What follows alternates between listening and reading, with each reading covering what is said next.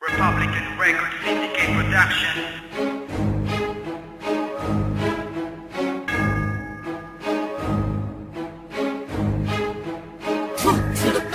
Wala nang tingkad kahit na sobrahan sa babad. Maraming MC ngayon ay parang sinawing palad. Puro guhit man ang palad na dyan mo lang binase ang iyong kapalaran na hindi mo mabalanse. Kasi ayoko na minsan mamuna o manita sa ilang taong mong pagrarap. Wala pang umiimbita, mag-aangas pa sa kanta tapos bigla kang tatakbo. Pag nadehado, magsusumbong sa tatay mong kalbo na nakikisali sa labanan at nakikisawsaw. Mga rapper na hanggang ngayon hindi makahigop ng sabaw. Uhaw sa mga papuri at sa respeto kay takam. Rapper daw siya, kaso siya lang ang may alam. Wala kang kakayahang mapunit ng nilikha ko't ginuhit na sa utak niya inuukit. Sinambit ang paulit-ulit na wala kang pag-asa na tumapa. Umalis ka sa daanan pagkat di ka nakasukat. Sa kasagsagan ng katanyagan itong pangalan ko, biglang may lumitawag, sila daw mga kalaban ko. Nalaman ko agad ang mga pakay at motibo ng mga hindi kilalang nilalang at lalong di ko pa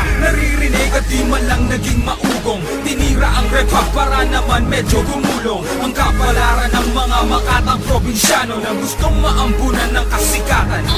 Sila yung mga nakikisabit lang at gumagamit ng estilo na akma sa mga bobo kumakahit ng walang tinutuka. Ibig sabihin ay gutom. Ang kabobohan ng taglay ay nangibabaw sa bubong. Itong gulong ng palad nyo kailan may di na magbabago. Nalantad sa karamihan ng tunay niyong pagkatao. At ang pagkatalo sa amin ay dapat nang tanggapin. Ang magpasikat sa Maynila ay wag nyo nang tangkain.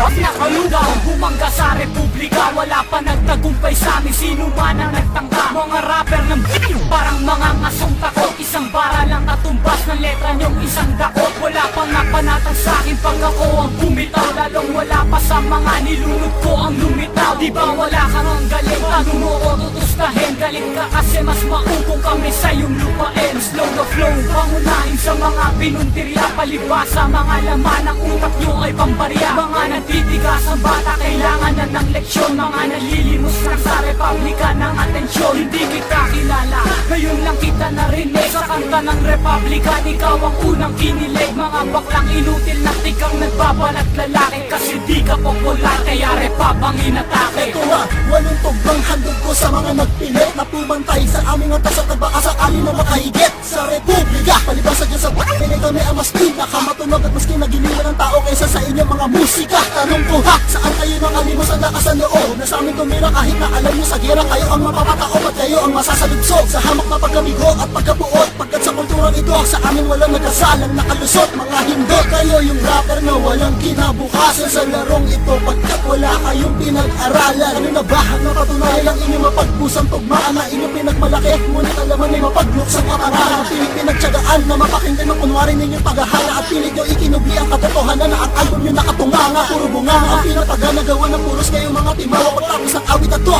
tignan mo kung di kayo magmakaawa. Yo, check. Anong mapapala mo kung sagot ay ang tirang hingal? Wala kang pangil pagkat para ka lang vampirang bungal. Ang kaluluwa ng katangahan kayo'y 10 taong nasakop. Matapang pa ako sa leon pagkat takot akong matakot. Gusto pa sumagot ako sa mga putang rap nyo? Wag na lang, baka matupad pa ang pangarap nyo. Pag kumakanta ay parang tinapako ang panga. Wag kang lalapit sa'kin, kumakain ako ng tanga. Tuloy-tuloy ang pag-usad, wala nang pwedeng humadlang. Tumatapos ako ng battle, kayo sa bungat lang. Kayong mga mangmang na kumu-question sa aking tigas, nalunok ko na ang di nyo pa nakakaing bigas. Kung di nyo maintindihan, abay problema nyo na yon. Palang kayo, natulad ng plema ko ngayon. Kapag ako dumayo dyan, men kilala na ako. Kung kayo dumayo dito, makikilala ba kayo?